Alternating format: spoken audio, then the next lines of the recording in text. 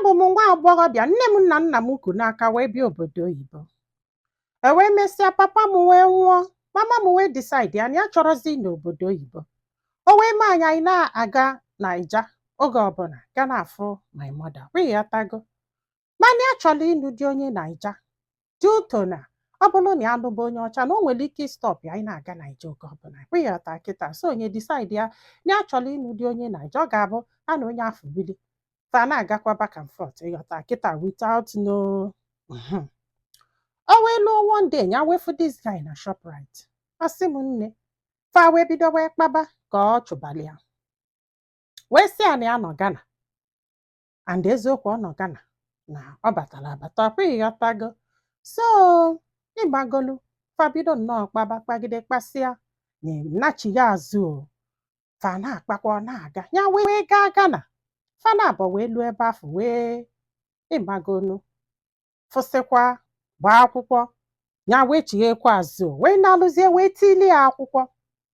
Ọ sị m akwụkwọ ya wee na-aga mgbe ya tili this guy akwụkwọ na ọ dị aka ya na o nwetasighị ife niile dị n'ụwa.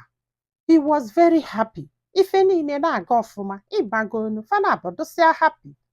Ọ sị m nne o until this guy gbagote o, ka akwụkwọ ya pụtara ọ gbagote ọ nọlụ chebe nu citizen ka ọ na-echezi ya na ọlụ abalị ka ọ na-alụ, ịghọta kịta, bikos ịmagolu na mgbe ụfọdụ nwetaghị akwụkwọ ga-ezughị ezu n'ịma nwetasi ọlụ dị okay for you. So ọkwanye afa na-alụ ya nwa na-alụkwa nke na afa ka mụtara nwa ahụ, mana ịmagolu na ya chọrọ ịround up nwa ọlụ ya na-alụ ya ga-abụ ya lụsị anya ya echenjizi ọlụ ọzọ wee bịa ka tụbazie ime na ifefa agree with. O wee lụọ ka akwụkwọ ya pụtara 2 months ka akwụkwọ ya 2 months after ka akwụkwọ ya pụtara, o wee kwụsị ọlụ abalị. Ịmagolu chọzie ọlụ ọ ga na-eje, ịmagolu so fajesizie bata adịe na-alụ morning ya nwa na-enwe shift, mgbe ụfọdụ ya alụọ night, mgbe ụfọdụ ya alụọ ihe a. So oluzie n'ime abalị fon ya a na-aring, mgbe ụfọdụ ọ bụrụ test ga-abata onye afọ na-akpọ ya bebi. Ya sịkwa kedu ife bụ ife a, ịmagolu ya fịa 1 2 3 times ya wee jụbụ ya wee sị ya kedu onye na-akpọ gị bebi ife a? Ọ sị na onye ya na ya na-agba mekọ biznes. O wee sị ya na ya chekwa nọ Naija ka ị nọ wee nọ na Ghana ka ị nọ wee mee biznes, ka gị da onye nọ Naija si wee bụ biznes partner, nwaanyị nọ Ghana ka ị nọ, ịghọta kịta. Mana ihe o ji wee jụbụ ya ajụjụ afọ bụ na o ji akwụkwọ Naija o wee bata Ghana wee chenjie afa, chenjizie bụrụ onye ji, ịghọta na wee welie wee tiwe akwụkwọ obodo oyibo. Maka na mgbe ụfọdụ ọ bụrụ na ị were akwụkwọ ndị ji wee tinye akwụkwọ obodo oyibo, ọ na-aga ọsịsọ karịa iji akwụkwọ ndị n wee tinye, akwa ịghọtago. So ndị be anyị na-eme ọ na-agalafa ya jụsị anya ọgba nkịtị, ịmagolu ya wee were afa dịga wee jee n'iru akwụkwọ wee saachị ya wee fụ n'ọnwa agbọghọbịa, ịmagolu chalachala nwa agbọghọbịa, wee nenebezie pikchọ wee bụ na enyi ya nwaanyị ma ebe fa na-eme pati o, ma ebe fa na-esusu ọnụ o, ma ebe ife niile dị na ihe dịrị this girl. Na ya mara ma ha kpara akpa o, ịghọtago, wee decide ime ihe a bikos na ya fụsịkwa pikchọ dị ose ndịla ọfụ, ịghọta na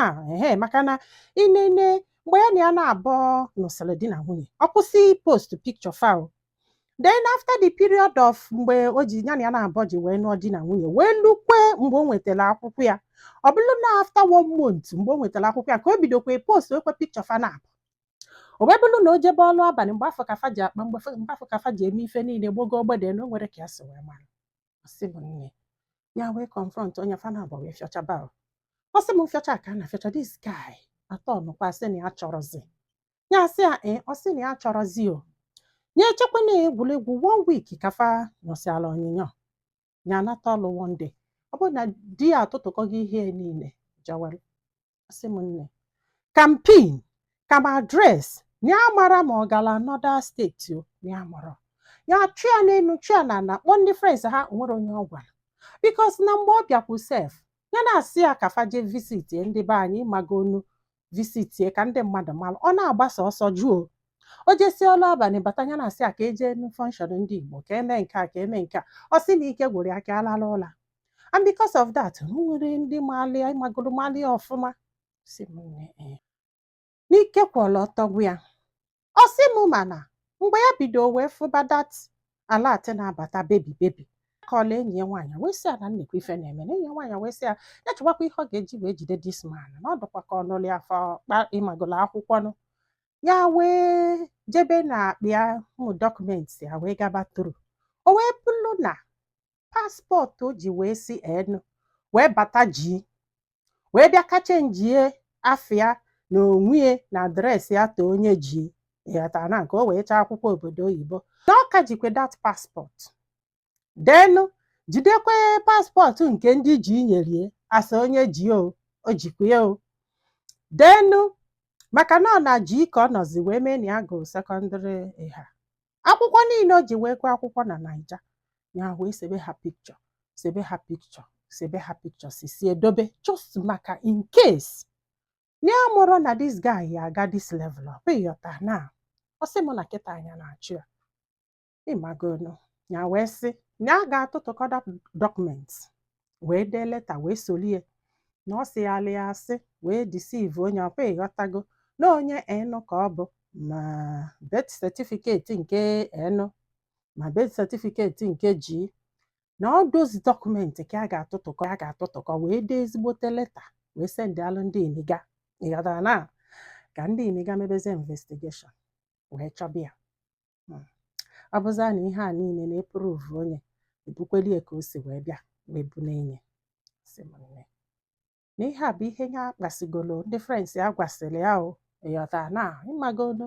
eme gị ife ifụkwa ụmụ nwaanyị ndị nọkwa na your condition fa gwaba gị ihe ị ga-eme o nwekwara ọda tins a gwasịrị ya o like ma nke a na-eset ọgbụgo enu ọbụ so ya na-eche ma ọnya mee dis guy this thing ka ọnya hapụ ya sị m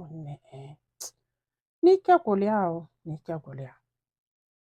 na ya mụrụ na dis guy alọvụrụ ya tọl na o nwere ka ya si wee malụ n'ife ụmụ nwoke nwere ike ime dị too much just iji wee nweta akwụkwọ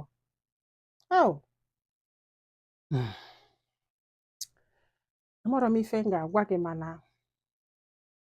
o nwere ife m chọrọ ikwu o ife daga anyị mere ajọka ọ jọgburu tenesigbo nka kwa o nwere nwaanyị ọ chọrọ ịnụ ya na ya na-abụ mesigolo ife niile fa wee na-eyi uzu gị ma ego gị dị ahụ ma akwụkwọ gị dị ahụ ma nne inyelie bifo onweta ọlụ ife ahụ niile o mere ajọka ọjọka ọ jọdarịrị udenesigbo nka kwa mana ịgbagolo na ndị be anyị nwere ife ha enwere ike ime iji wee bịa obodo oyibo mana ọ bụrụzi nke iyi uzukwe ndị be anyị asị ndị be anyị maala ife dị na ya ịmaala akwụkwọ na-acha ọcha o nwere ndị na-eyi uzu akwụkwọ na-acha ọcha mana iyi uzukwa akwụkwọ na-eji oji unu ịmakwa na gị na ya na-abụ nọ n'ofu ụgbọ ọ dịrọ oke ọjọka chei amụrụ m ife m ga-agwa gị maka na onye ya akpụkpọ maka mara ebe ọ na-afịa ụfụ ịghọta kịta mana ofu ihe m mụtara n'ihe a na mbụ nne m ewekwa n'iwu I just want to use this your story to teach inogolo a little bit to ụmụ nwoke. I'm not supporting ife o mere asịrọkwa gị mala ife ị chọrọ ime ga eme ya, but I just want to throw a little something here. Ife ahụ wee bụrụ ụfọdụ ụmụ nwoke be anyị ga-eje obodo ọzọ chenjie zaba afọ obodo afọ like this guy na ka o wee jee ebe ọ ga-eje iwe mesie wee bịazie iwe jikwelu that passport wee jikwelu that all this document iji wee si enu wee bata ji kpokodokwe fancha niile. Ama m na ị ga-asị na ị na-travel itinye na check-in bag na o nwere ka eje ebe afọ sachi yes maka fancha bụ akwụkwọ amara ife ede ya but ọ dị very risky ọ bụgodo na ijiri ya bịa etu isi dobie carelessly to this woman efe ya ọ bụrụ na onye akwụkwọ ọcha fọrọ ya kedu ife ị ga-agba onwe gị ọkwa ịkwasị aka tiela ọkụkọ aka ahụghị ya tago wichi mada sọpọtụ ife anwa ọ dịrọ mma bikos na fancha niile bụ mmadụ onye ọbụla nwere obi onye ọbụla they love with their heart. O nwere onye break heart ya n'ụwa anụnwa ga-adọ happy ma onye enu ma onye ana adị m asọpọtụ ya ọjọka ọ jọka mana ọ bụrụ na o nwee ka o si wee dọ like ka anyị wegodule na dis document abụrụ ife gbasara njem gị something do very vital like that why would you keep it